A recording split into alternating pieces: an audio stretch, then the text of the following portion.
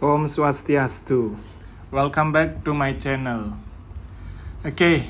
Berdasarkan request dari video sebelumnya, jadi ada salah satu komen yang meminta untuk membahas ogoh-ogoh sang kala raksa yang sempat viral di mana banyak orang yang kerauhan.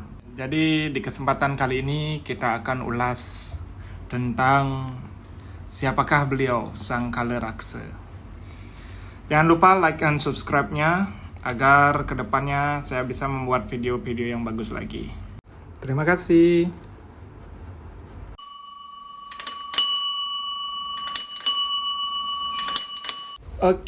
Pada kesempatan kali ini kita akan bahas tentang sang kala raksa ya. Ya, pada foto yang saya unggah ini adalah foto ogoh-ogoh dari Banjar Groga Tabanan. Ya, jadi ogoh-ogoh ini sempat viral karena yang saya dengar ini dan saya lihat juga di videonya dari proses pengarakan sampai selesai ya. Jadi banyak orang yang kerasukan atau kerauhan. Ada yang bertanya-tanya kok bisa ya, kenapa ya?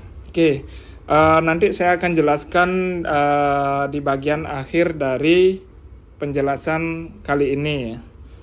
Jadi kita akan mulai dari dasar bahasa atau nama dari sang kala raksa ya. Ya, jadi berdasarkan Tatwa Penunggun Karang menurut Lontar Siwagama, sepatutnya di setiap rumah umat Hindu di Bali itu dibangun tempat pemujaan yang disebut Kamulan Taksu sebagai huluning karang paumahan. Jadi pelinggih Kamulan Taksu itu sebagai tempat memuja Dewa Pitara sebagai Betara yang guru. Nah, menurut Lontar Purwa Bumi Kamulan, setelah upacara Atma Wedana seperti nyekah atau memukur, kalau dalam tingkatan yang besar itu disebut maligye ya. Jadi setelah Atma Wedana itu, Atman disebut Dewa Pitara. Dan selanjutnya diistanakan di Kamulan Taksu sebagaimana yang dijelaskan oleh Lontar Purwa Bumi Kamulan.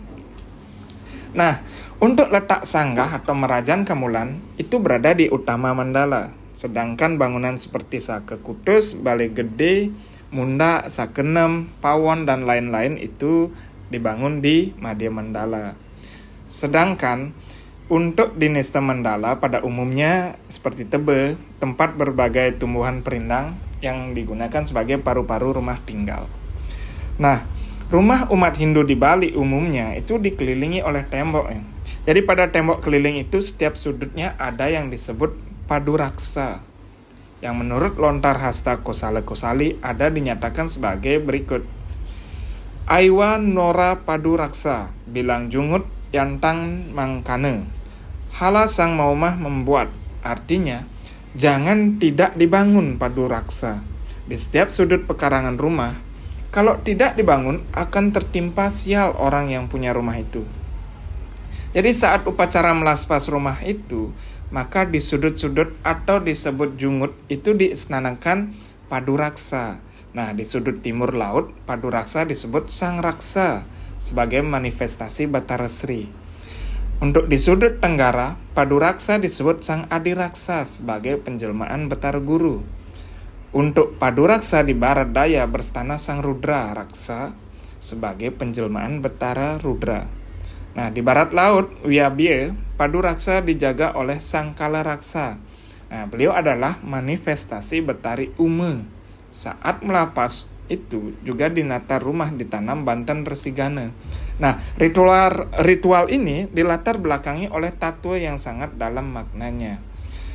Dan dari segi arti kata etimologi, kata kala raksa berasal dari bahasa Sanskerta, dari kata kala dan raksa. Nah, kala artinya waktu dan energi, sedangkan raksa artinya menjaga, melindungi atau waspada. Nah, mengenai kala atau waktu dan energi, wajib kita pahami dengan benar, baik dan tepat. Jadi kala jangan diartikan iblis, jin atau setan yang tidak berasal dari budaya Hindu. Berdasarkan Chanakya Niti Sastra yang menyebutkan melakukan sesuatu itu hendaknya diperhitungkan waktu yang tepat. Nah, jadi Chanakya Niti Sastra ini menyatakan Naisti Jagarata Bayam, yang maksudnya orang yang selalu waspada dan berhati-hati dan akan sangat kecil kemungkinannya tertimpa bahaya. Nah, istilah raksa atau sadar secara rohani itulah yang harus dijadikan dasar mengelola waktu dan berbagai energi yang ada di dalam hidup ini. Kaje kau sinah wenten pelinggih tugu sane kawastanin pelinggih penunggun karang. Jadi tentang pelinggih penunggun karang di barat laut atau wayabye itu dalam lontar haste kosale-kosali dinyatakan wayabye natar iku penunggun karang paumahan, yang artinya di arah barat laut atau wayabye dari natar perumahan itu tempat pemujaan penunggun karang. Nah, selain itu dalam lontar sapuh leger, dalam salah satu versinya yang menceritakan orang yang bernama Sang Sude, di mana beliau itu lahir pada hari Sanis Carek Kliwon Uku Wayang, yang disebut sebagai tumpak wayang. Nah, seperti Bisama Batara Siwa, orang yang terlahir di tumpak wayang itu boleh jadi tadahan Betara Kala. Nah, karena Sang Sude merasa lahir di tumpak wayang, jadi dia ketakutan dan memang Betara Kala mengejarnya. Jadi Sang Suda mencoba berlari dan berlindung di rumpun bambu yang sangat lebat. Nah, Sang Suda ini mempunyai adik yang bernama Dyah Atnyawati. Nah, sebagai adik ya tentunya lah dia pasti sangat khawatir pada keselamatan kakaknya. Jadi Dyah Atnyawati ini mencoba meminta tolong kepada sang raja yang bernama Sang Arjuna Sasrabahu.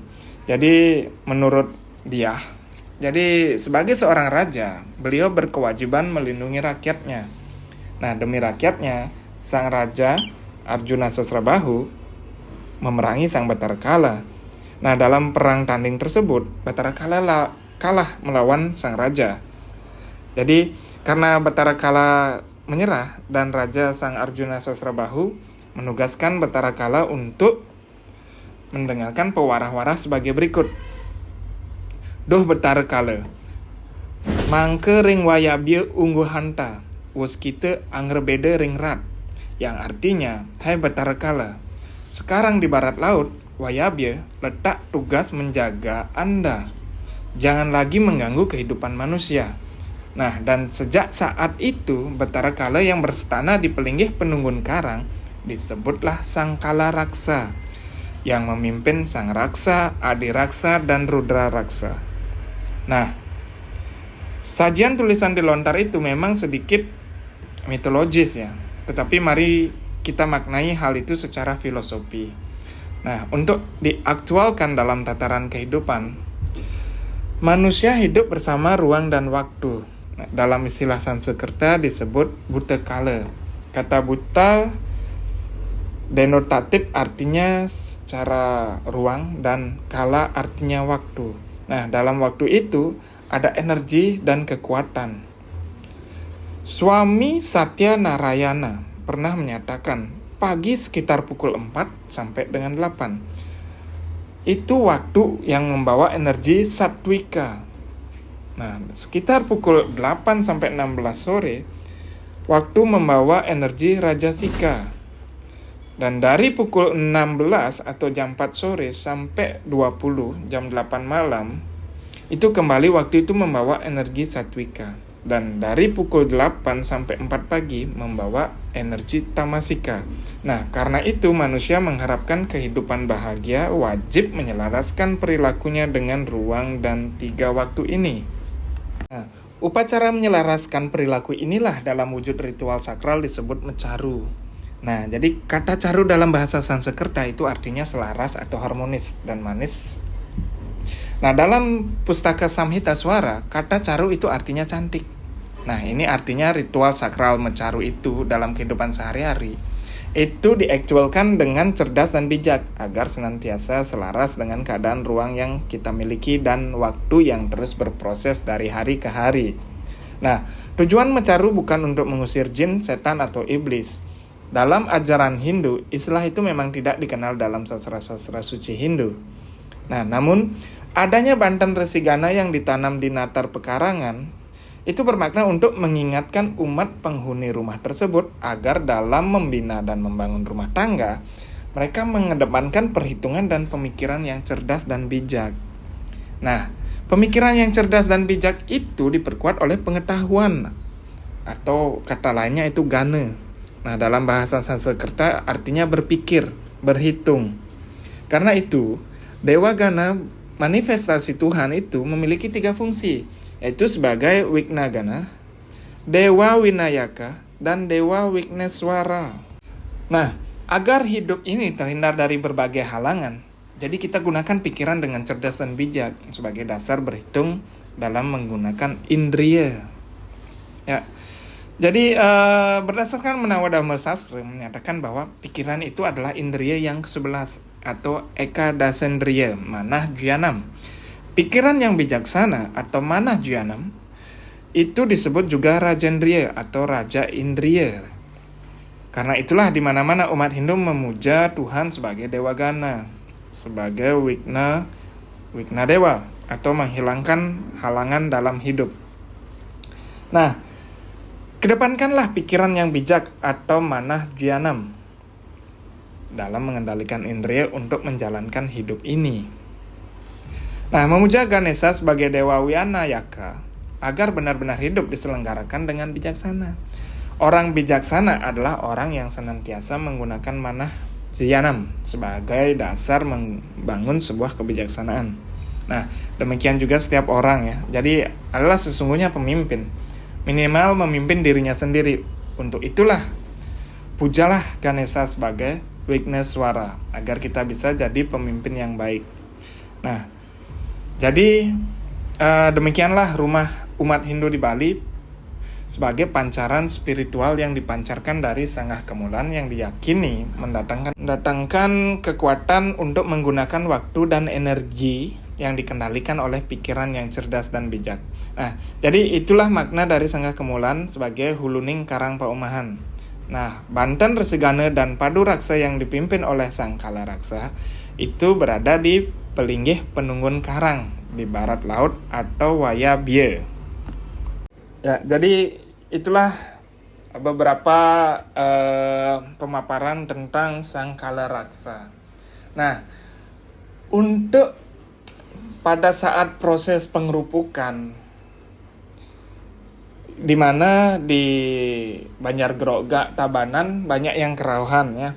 Jadi jujur aja ini bukan pertama kalinya saya mendengar bahwa ada yang kerauhan pada saat prosesi pengerupukan. Ya, karena saya udah melihat secara langsung beberapa kali memang beberapa penari khususnya itu seringkali mengalami kerasukan atau kerauhan. Nah, itu disebabkan karena pada saat sebelum acara pengerupukan di masing-masing Banjar, para penari-penari atau penabuh ini sudah melakukan persembahyangan bersama, di mana mereka meminta atau nunas taksu agar pada saat prosesi acara itu berjalan sangat baik, lancar, dan benar-benar bisa menggait